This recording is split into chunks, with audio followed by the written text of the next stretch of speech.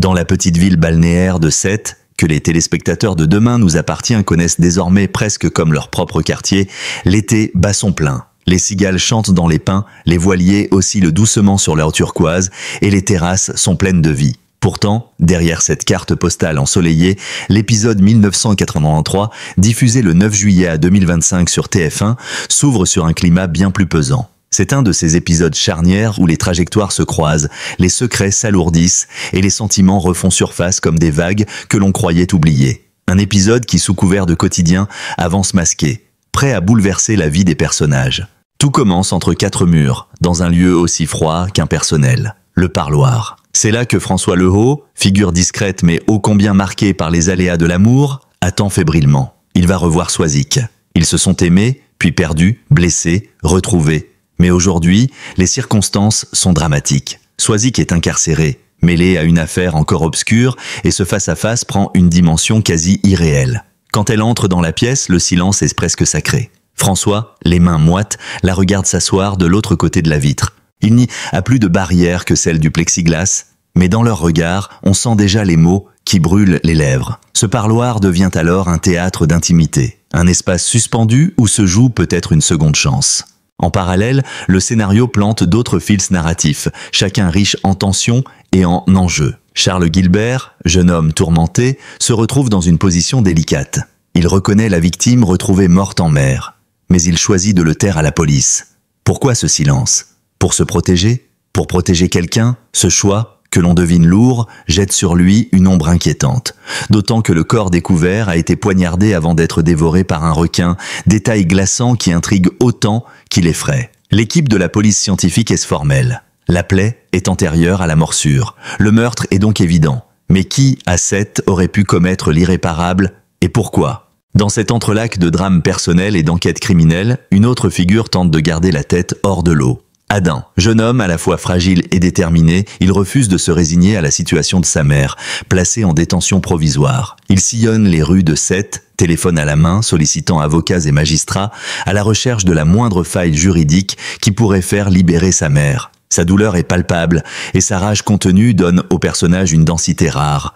On sent dans ses gestes une urgence vitale, celle d'un fils prêt à tout pour sauver la femme qui l'a élevé. Et puis, comme un souffle d'air dans cette atmosphère saturée de tension, la série offre une scène de répit. Victor Brunet, autrefois manipulateur et impitoyable, partage une après-midi pleine de tendresse avec la petite Nina. Ensemble, ils jouent sur la plage, s'émerveillent d'un cerf-volant qui prend son envol, rient aux éclats sous les éclaboussures. Ce moment suspendu, loin des intrigues sombres, rappelle que Demain nous appartient, c'est aussi capturer l'essence des petits bonheurs simples. Mais même cette bulle d'innocence n'est pas totalement épargnée. Au loin, l'ombre du cadavre repêché plane toujours, et Victor pourrait bien être rattrapé par ses vieux démons. Ainsi se déploie l'épisode 1983 comme une toile où chaque fil menace de rompre. L'amour, la culpabilité, le mensonge et l'espoir se répondent, s'entrelacent, créant une tension dramatique qui ne laisse aucun spectateur indifférent. Chaque personnage avance sur une ligne de crête où un mot, un geste ou une omission peut faire basculer leur destin.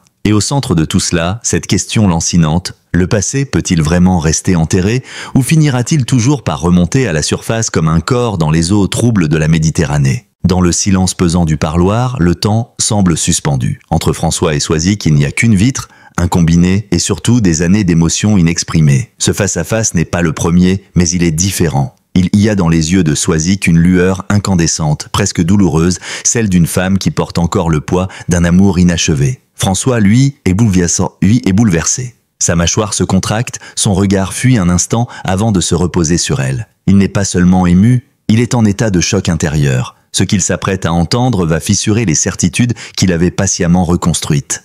La déclaration de Soisic claque comme un coup de tonnerre dans la petite pièce aseptisée « Je t'aime encore ». 3 mots simples et pourtant d'une puissance dévastatrice.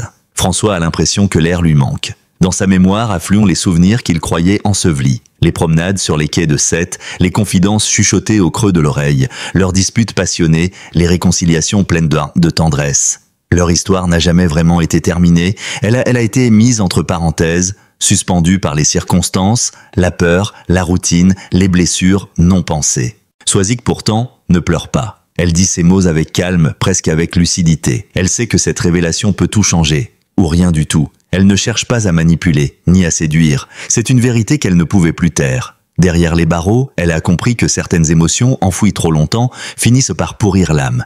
Elle ne demande rien, elle ne supplie pas. Elle avoue, elle confie, elle tend la main sans exiger qu'on la saisisse. François, de son côté, vit un tumulte intérieur. Il est en couple avec Charlie, il s'efforce de construire quelque chose de solide, de fiable. Mais cette phrase vient ébranler ses fondations. Et s'il s'était trompé? Et si malgré tout le chaos, Soisic restait la seule capable de lire en lui comme dans un livre ouvert? Leur complicité est intacte. Un seul regard, et tout revient. Les gestes, les silences, les élans. C'est comme si l'amour n'était jamais mort, seulement étouffé sous les strates du quotidien. Mais François est aussi un homme meurtri. Il n'a pas oublié les moments où Soisic l'a laissé tomber, les choix qu'elle a faits sans lui, les douleurs qu'il a dû encaisser seul. Il ne veut pas être une roue de secours, un refuge dans la tourmente. Pourtant, face à elle, il vacille. Il voit au-delà de la prison, au-delà de la procédure judiciaire, au-delà des rancunes passées. Il voit une femme blessée, courageuse, sincère. Et il sent, malgré lui, son cœur se fissurer. Le parloir devient alors le théâtre d'un drame silencieux, celui d'un amour qui refuse de mourir. Il n'y a pas de baiser, pas de promesse, pas de pardon explicite. Mais il y a un frémissement, une brèche dans l'armure. Soisic parle, François écoute, il ne répond pas tout de suite. Il laisse les mots infuser, comme une pluie fine sur un sol aride. Peut-être a-t-il besoin de temps, peut-être a-t-il besoin de distance. Mais quelque chose a bougé, irrémédiablement. Lorsque la gardienne annonce la fin du parloir, les deux amants d'hier restent figés un instant. François se lève lentement, la main sur le combiné encore chaud. Soisic le regarde partir, sans un mot. Mais dans ses yeux, une étincelle a repris vie. Ce qu'elle est venue faire, elle l'a fait. Et maintenant, c'est à François de décider si cette déclaration sera le point final d'une histoire ou le début d'un nouveau chapitre. Tandis que François quitte le parloir, bouleversé par la confession inattendue de Soisic, un autre personnage se retrouve à son tour au cœur d'un dilemme moral aussi complexe que périlleux. Charles Guilbert, jeune homme au visage angélique et à l'âme beaucoup plus trouble qu'il n'y paraît, est convoqué au commissariat. Une convocation de routine, pense-t-il d'abord, presque rassurante dans sa banalité. Mais quand les policiers lui montrent la photo de la victime retrouvée morte en mer, son sang ne fait qu'un tour. Ce visage, il le connaît. Il l'a connu intimement, personnellement. Et il sait, au fond de lui, que cette reconnaissance pourrait tout faire basculer. Mais Charles ne laisse rien paraître. Ou presque. Il observe la photo avec une distance calculée, imite l'hésitation, demande des précisions, feint l'ignorance. C'est une performance maîtrisée, presque trop bien. Les inspecteurs, eux, enregistrent ses réponses sans vraiment le soupçonner, pour l'instant. Mais le téléspectateur, lui, perçoit les failles dans son jeu. Une paupière qui tressaille, un doigt qui pianote nerveusement sur la coudoir, une respiration trop courte. Ces détails trahissent l'effort qu'il déploie pour cacher ce qu'il sait. Pourquoi ce silence? Pourquoi choisir de mentir à la police alors même que l'enquête pourrait bénéficier de son témoignage? La réponse se dessine par petites touches. Il apparaît que la victime, un homme au passé trouble, entretenait avec Charles une relation que ce dernier préférait garder secrète. Une affaire d'argent, peut-être. Un deal mal conclu, une vengeance personnelle, une histoire de jalousie ou de trahison sentimentale? Les scénaristes de demain nous appartiennent, disent-ils, les indices avec parcimonie, mais laissent entendre que Charles n'est pas étranger à cette mort brutale. Du moins, il pourrait être considéré comme un maillon essentiel dans la chaîne des événements ayant conduit au drame. Dans les rues de Sète, Charles marche comme un homme traqué. Chaque regard croisé, chaque voiture de police aperçue à l'angle d'une rue semble lui rappeler l'épée de Damoclès suspendue au-dessus de sa tête. Pourtant, il refuse de céder à la panique. Il est intelligent, méthodique. Il sait que le moindre faux pas pourrait l'envoyer tout droit en garde à vue. Alors il construit une version alternative, un récit plausible de son emploi du temps, nettoie son téléphone, efface certains messages. Il veut tout contrôler, mais quelque chose lui échappe, sa propre conscience. Car au-delà de la peur d'être démasqué, il y a la culpabilité. Elle ronge Charles comme un poison lent. Il rêve de la victime, voit son visage dans les reflets de la mer, entend sa voix dans les bruissements des arbres. Ce n'est pas le remords qui le domine, mais une forme de vertige moral. Il sait qu'en taisant la vérité, il pourrait faire accuser quelqu'un d'autre. Et si cette personne était innocente? Peut-il vraiment porter ce poids seul, indéfiniment? Chaque silence devient une trahison supplémentaire, un pas de plus vers l'irréversible. Dans une scène poignante, Charles se retrouve seul sur le port, face aux eaux calmes du soir. Il fixe l'horizon, les traits tirés, le visage fermé. Le vent fait voler ses cheveux, mais son corps est immobile, comme figé dans le doute. Il sort son téléphone, compose un numéro, puis raccroche avant la première sonnerie. Il voulait parler, avouer, prévenir quelqu'un, mais la peur est plus forte, pour aujourd'hui du moins. L'épisode continue d'explorer avec finesse la mécanique du mensonge, cette spirale dans laquelle on s'engage par instinct de survie, mais dont chaque pas nous enfonce un peu plus. Charles n'est pas un criminel dans l'âme, c'est un jeune homme dépassé par les conséquences de ses choix. Et c'est là que réside toute la puissance de cette intrigue. Dans cette zone grise où l'on ne peut ni condamner totalement, ni absoudre pleinement. À chaque scène, le filet se resserre autour de lui. Mais Charles n'est pas encore prêt à parler. Le sera-t-il avant qu'il ne soit trop tard ? Dans les méandres émotionnels de l'épisode 1983, un autre cœur bat la chamade, mais cette fois non pas pour l'amour, ni pour un secret enfoui, mais pour une mère enfermée derrière des barreaux. Adam, jeune homme au tempérament entier et à l'âme brûlante de colère contenue, vit une épreuve qui le dépasse. Sa mère est en détention provisoire depuis plusieurs semaines, soupçonnée d'avoir participé à une affaire encore trouble. Pourtant, Adam en est convaincu. Elle est innocente. Et il ne laissera pas la machine judiciaire broyer sa vie sans se battre. Depuis l'annonce de l'incarcération, Adam a changé. Le garçon doux et réservé s'est transformé en un guerrier déterminé. Il passe ses journées à fouiller les textes de loi, à consulter des forums juridiques, à solliciter l'aide de tout avocat susceptible de s'intéresser à leur cause. Dans sa chambre transformée en bureau de crise, des dossiers s'amoncellent, des notes griffonnées s'accrochent au mur, et le portrait de sa mère trône au milieu de ce champ de bataille. Ce n'est pas un simple attachement filial, c'est un cri de révolte face à une injustice qui, selon lui, n'a que trop duré. Son père, ses amis, même certains membres de la police lui conseillent d'être patient, de laisser les choses suivre leur cours. Mais Adam ne supporte pas l'idée que le temps puisse détruire ce qu'il reste d'équilibre dans leur famille. Chaque jour passé sans sa mère est un jour volé, une blessure qui s'infecte. Il sait qu'en détention, elle perd pied, que le découragement la gagne. Alors il redouble d'efforts, espérant qu'un élément, un détail oublié, une faille dans le dossier, permettra de faire vaciller l'accusation. Ce qui renforce son sentiment d'urgence, c'est qu'aucune preuve formelle ne lie sa mère au crime. Tout repose sur des suppositions. Des témoignages flous, des coïncidences interprétées à charge. Adam s'insurge. Comment une société peut-elle tolérer qu'on prive quelqu'un de liberté sur si peu ? Il prend rendez-vous avec le juge d'instruction, demande à consulter le dossier, multiplie les recours. Lors d'une scène intense, on le voit exploser de frustration face à une greffière qui lui refuse l'accès à certains documents. « C'est ma mère, vous comprenez ? Vous joueriez avec votre propre mère comme ça ?» lance-t-il, les larmes aux yeux. Mais c'est en découvrant par hasard un lien entre l'affaire de sa mère et le meurtre en mer que tout bascule. En recoupant certaines informations, horaires, témoins, lieux, il commence à entrevoir une possible connexion. Et si la victime retrouvée en mer avait été en contact avec sa mère quelques jours avant sa mort ? Et si cette relation encore floue pouvait expliquer pourquoi sa mère est injustement soupçonnée ? Adam entre alors dans une nouvelle phase de son enquête personnelle. Il s'immerge dans l'univers de la victime, traque ses relations, ses activités récentes, ses ennemis potentiels. Dans cette quête, il peut compter sur l'aide d'Amel, sa meilleure amie, qui l'épaule avec fidélité. Ensemble, ils reconstituent le puzzle d'une vie trouble, entre affaires financières, dettes et liaisons discrètes. Ce qu'ils découvrent est troublant.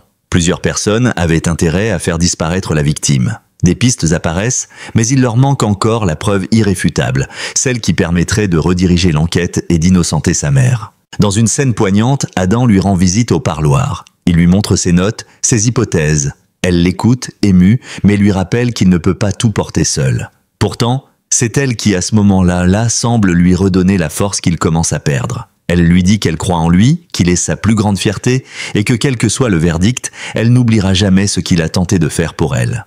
Ce moment d'intimité mère-fils c'est bouleversant. Il donne à l'intrigue une profondeur humaine rare. Adam n'est pas un héros classique, il est faillible, parfois impulsif, mais habité par une loyauté inébranlable. Il est prêt à tout, même à affronter la police, même à braver la loi pour sauver celle qu'il aime le plus au monde. Et dans les derniers instants de l'épisode, quand il découvre un nom, un témoin jusque-là silencieux, un lien direct avec le défunt, son regard s'illumine. Il sait qu'il tient peut-être enfin le début de la vérité, et cette fois, il ne laissera rien ni personne l'arrêter. Le port de Sète s'est réveillé sous une brume matinale inhabituellement épaisse, comme si la mer elle-même avait décidé de dissimuler ses secrets. Pourtant, même le voile le plus dense ne peut cacher la vérité éternellement. Le cadavre repêché au large quelques jours plus tôt revient au cœur de l'épisode 1983 comme un spectre surgissant des abysses. Ce n'est plus seulement une affaire de police, c'est un puzzle glaçant que la brigade tente de reconstituer, pièce par pièce. Et plus les éléments s'assemblent, plus l'image d'ensemble se révèle déroutante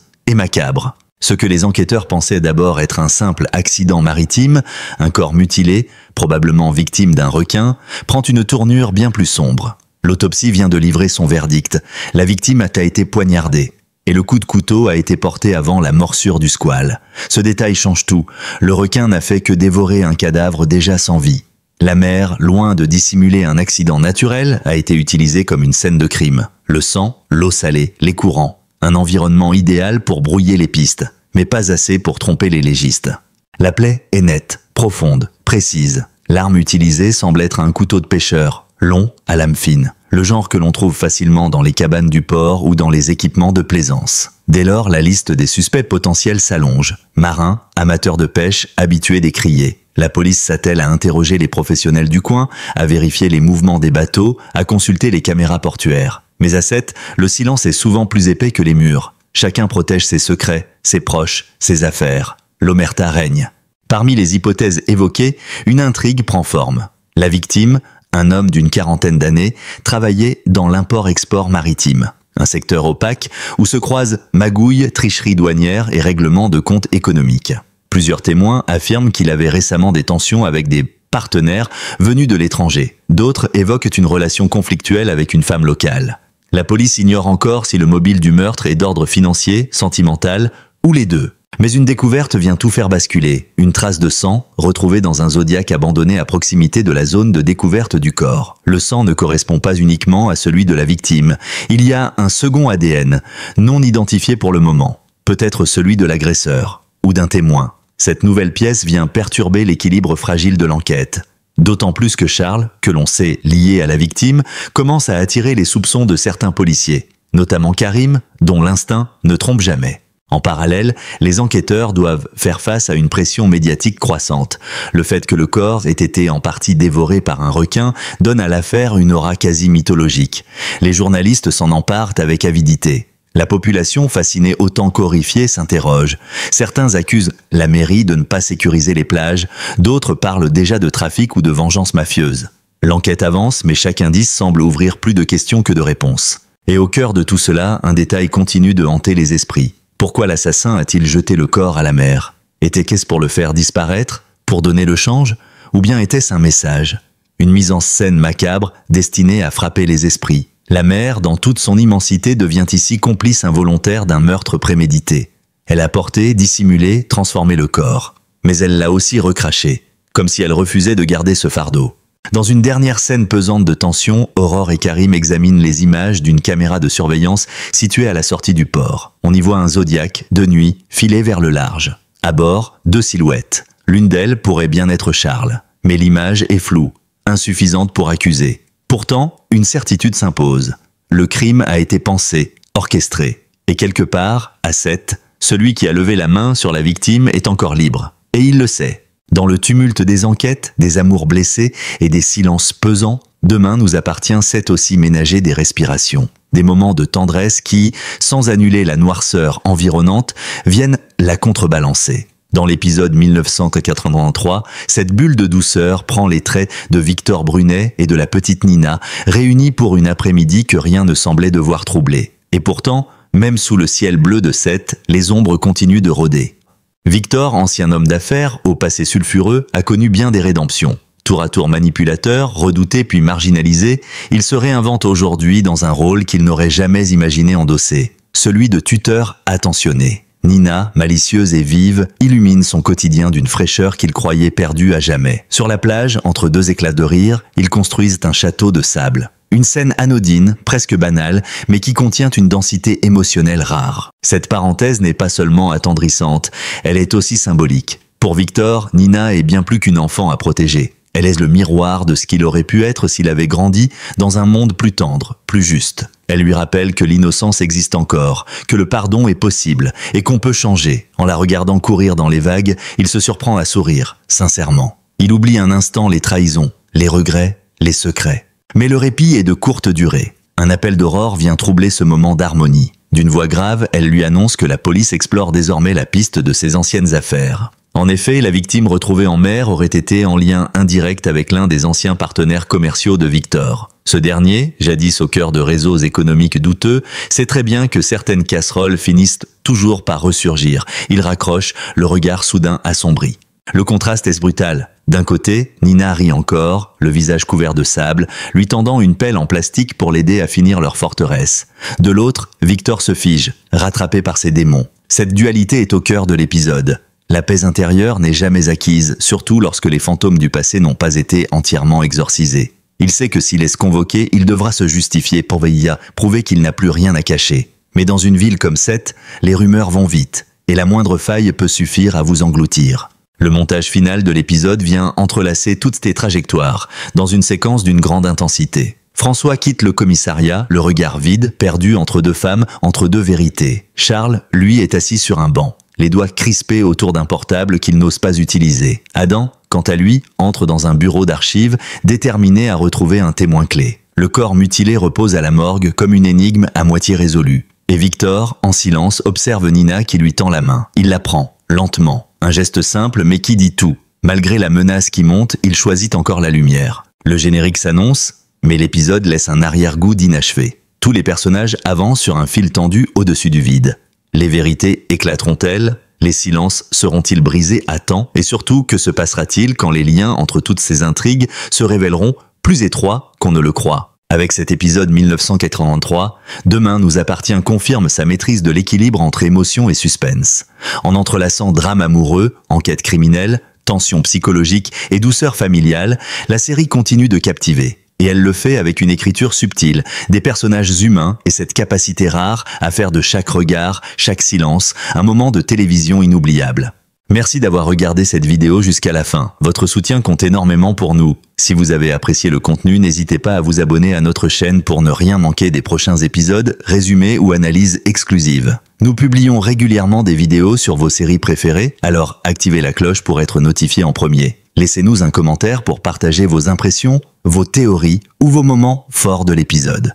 Vos retours nous aident à nous améliorer et à créer du contenu qui vous passionne encore plus. Et surtout, restez connectés. D'autres vidéos arrivent très bientôt avec encore plus de rebondissements et d'émotions. À très vite sur la chaîne.